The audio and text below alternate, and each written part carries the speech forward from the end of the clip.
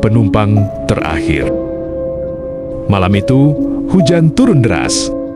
Dimas, seorang pengemudi taksi online, sedang berada di ujung kesabarannya. Seharian ia tidak mendapatkan banyak penumpang, dan tagihan rumahnya sudah menumpuk.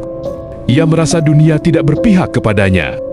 Waktu menunjuk jam 23:48 ketika sebuah permintaan perjalanan masuk. Titik penjemputan berada di daerah pinggiran kota, dekat sebuah taman yang terkenal sepi di malam hari. Siapapun itu, lumayan buat nutup bensin.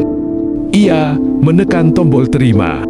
Sesampainya di lokasi, ia melihat seorang wanita muda berdiri di bawah lampu taman. Payungnya robek, pakaiannya basah, tapi ia tersenyum lembut pada Dimas. "Mas Dimas." Suaranya pelan. Dimas mengangguk. Wanita itu masuk ke kursi belakang.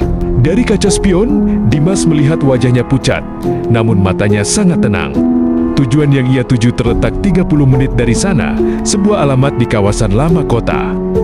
Perjalanan dimulai dalam keheningan, hingga penumpang itu berkata, "Mas, Dimas, kamu terlihat sangat lelah."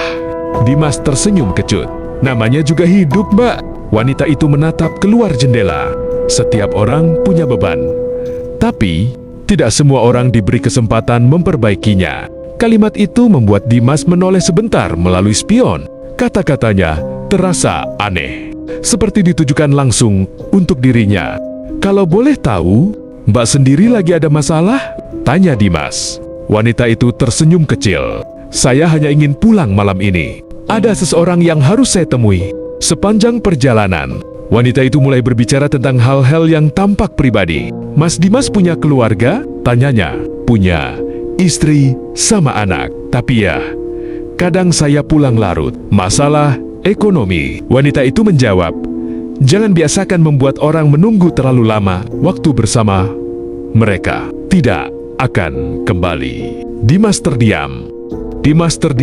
Perkataannya menusuk hati. Mas Dimas sering lupa bahwa ada yang menunggu di rumah. Dimas mulai merasa tidak nyaman. "Kok Mbak bisa tahu?" "Karena saya juga pernah menunggu seseorang yang tidak pernah pulang." Dimas menelan ludah. Wanita itu masih memandang keluar jendela, namun sorot matanya kini terlihat sangat sendu seolah menyimpan luka yang dalam. Taksi berhenti di depan sebuah rumah tua. Tempat itu terlihat gelap, seperti tidak berpenghuni. "Ini alamatnya, Mbak?" tanya Dimas. Ragu. Wanita itu mengangguk. "Terima kasih sudah mengantar saya."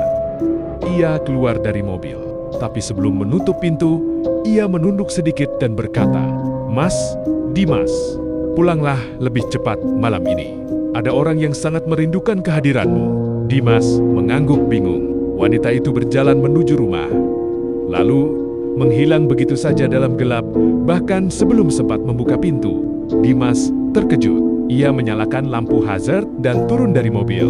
Rumah itu kosong, pintu terkunci dengan rantai berkarat. Tidak ada jejak kaki di teras yang basah oleh hujan. Dimas merinding. Ia segera memeriksa aplikasi dan jantungnya hampir berhenti. Status perjalanan berubah menjadi dibatalkan oleh penumpang. Tidak ada riwayat biaya, tidak ada nama penumpang, tidak ada riwayat lokasi penjemputan. Seolah wanita itu tidak pernah ada. Kebingungan dan rasa takut membuat Dimas memutuskan untuk segera pulang. Ketika sampai di rumah, ia menemukan istrinya tertidur di sofa, sambil memeluk jaket Dimas yang tertinggal pagi tadi.